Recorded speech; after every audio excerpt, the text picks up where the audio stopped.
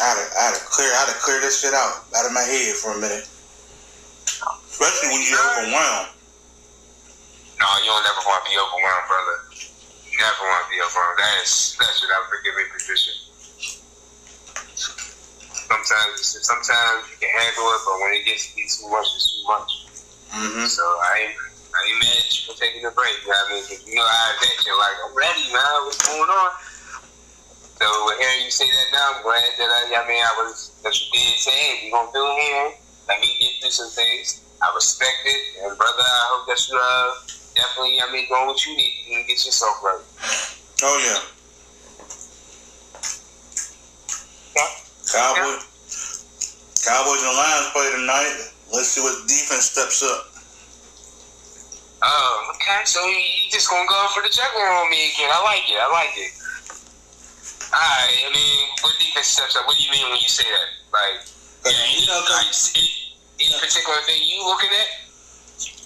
Meaning, who's gonna get the most turnovers? Because you got two high-powered offenses out there. Okay. So, I agree with you. Definitely two high-powered offenses. I feel like in this game, I think this game comes down to the offenses. At the end of the day, I think both defense. Hold on.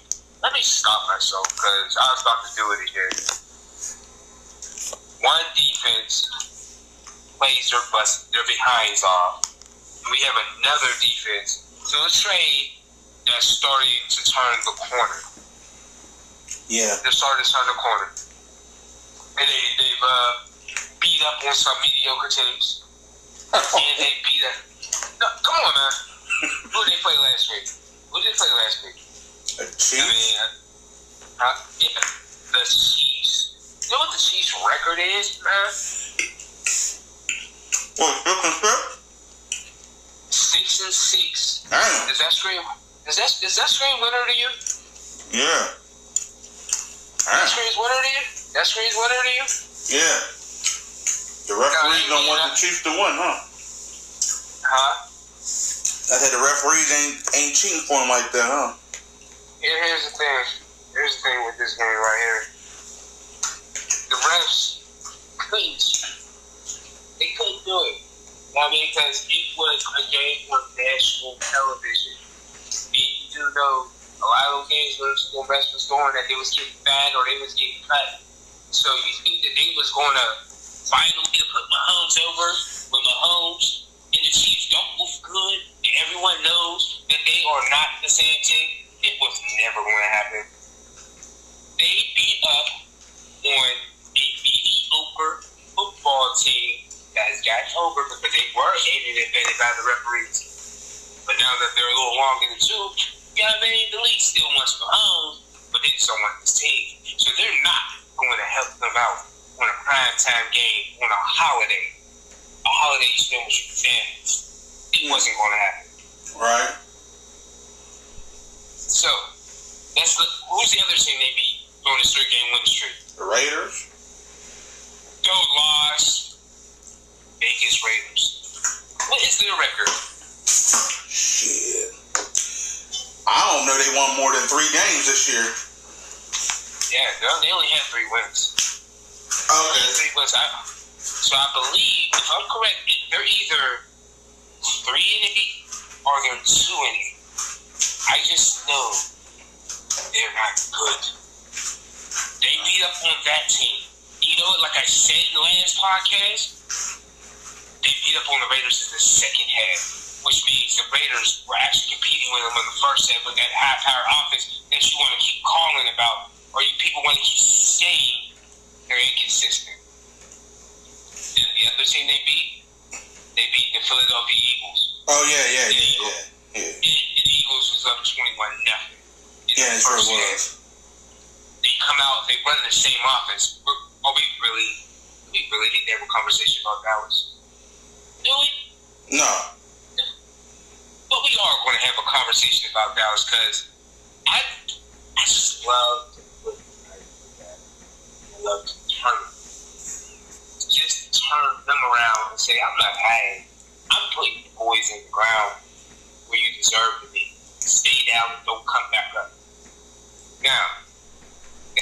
said, they made a good trade on the trade deadline. They getting that D tackle. Yeah. Okay, so we can agree on that. So yes, they beaten up on some mediocre teams, and they beat a team who let them off the hook for some unknown reason. They're not even playing like themselves. So when we get to them, we gonna get deep into them. Some Eagles, we get deep into because I don't like what you're doing. I don't. They should be. The Cowboys should be. So they beat up on some, fraudulent teams. Now you playing the Lions tonight. You playing a big team that beat you last year, 49-10. I remember that game last year. Yeah, they beat them within an inch of their lives. Only the time running out is what saved the Cowboys from even walking off the field. What do you think they're going to do today with these boys? I feel like this. I'm going to make this short quick so we can get some more games in. I feel like this. It's going to go one of two ways. Because I tried to find a way to see how Dallas can win it. And I came up with this most incredibly fantasy world ending. It comes down to both teams firing off offenses. That has the last drive of the game. That finds a way to throw a touchdown to who? CD Lamb. You see how unimaginable that is? Mm-hmm. Because why would you throw to a guy that's dropped down to 9 passes in big games? Yeah. So both of them against the Eagles. 5 the first meeting, 4 the second meeting. Why would you throw a touchdown pass to that guy? The guy that couldn't catch a cold if he wanted it. I mean, why would you throw it to old slippery hands? Fuck him. When you got a monster on the other side, George Pickens, the real number one. Like try to tell any Cowboy fan, they have a real number one. You should take them. But now, if you're self-proclaimed number one from last year, which I called him a garbage version of the one wide receiver, he can now slide into the slot that he's gifted at number 2. Because his best receiving seasons has been when he's been number 2, not number 1. When you compare him himself. Yeah. That's what I thought of as a way to win. And I thought, no, I'm not following that. It's going to be one of two ways today. Detroit Lions is coming in there to look down the ass like last year. Or it's going to be an incredibly good first half. And then the second half, Detroit Lions look going to be. So I got Detroit. So, I have Detroit. And the best thing for the Cowboys is this. Number 1 will be the win.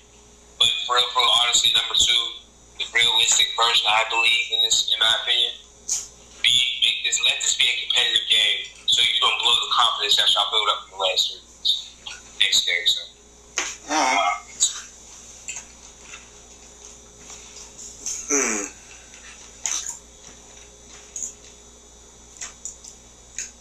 There's some sleepers, there's some real games that could mean something, and then there's just looking at it, I mean, man. But there is one big game coming up, so it's a fight for the best record in the NFC North with Bears and Packers? the best record. Yes, there it is.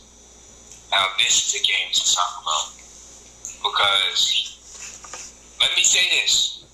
I did say on every podcast from here to now that Green Bay has a written ticket to the NFC Championship game, if not the Super Bowl.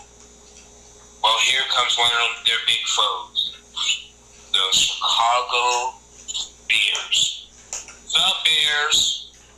So, 8-3 or 9-3? I think they're 9-3 now.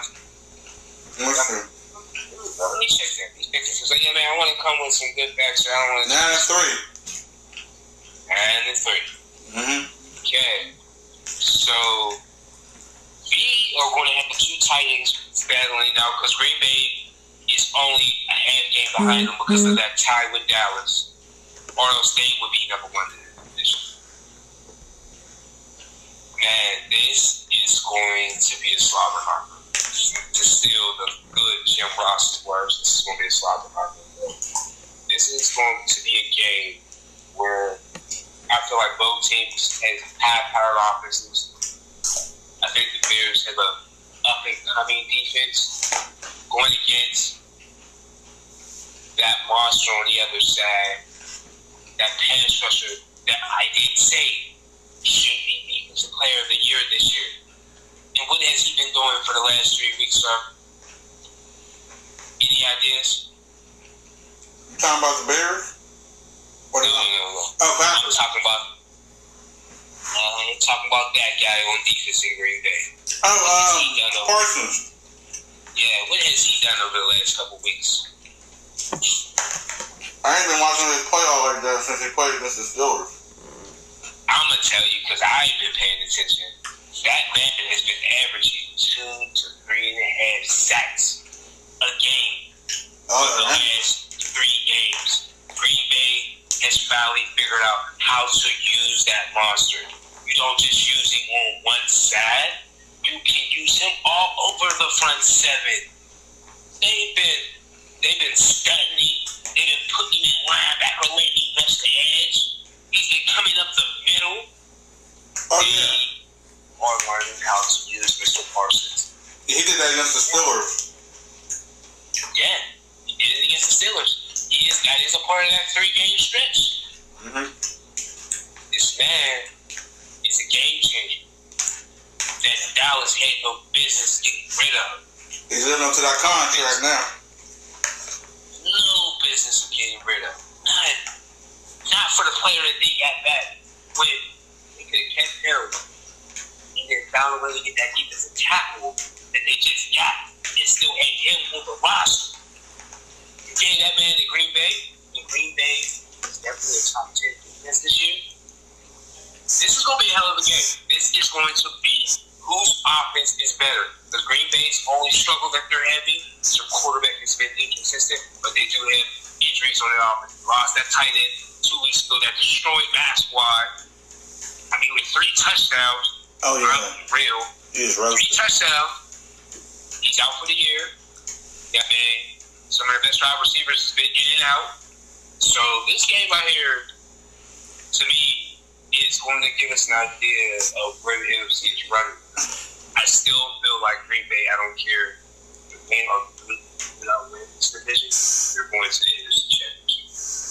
This game right here is bigger for the Bears than it is Green Bay. Because I feel like the Bears are coming. It's another big game. They can ride it high for 3 weeks. And they do not want to lose their momentum. No. They don't. Well, momentum. And they're playing in Green Bay. This is the prize chance to send a message to a rival. But I got Green Bay. I got Green Bay in a slobber knocker for 4 quarters. I got them where it's going to be some high offensive skill. Then there's going to be some defense that's going to make you like, okay, I like both of these teams. But in the end, I expect Green Bay with that quarterback to have one drive. I'm not going to say it's going to be the last drive, but it's going to be a drive in the 4th quarter that's going to be defining. And this man is going to take them to the promised land.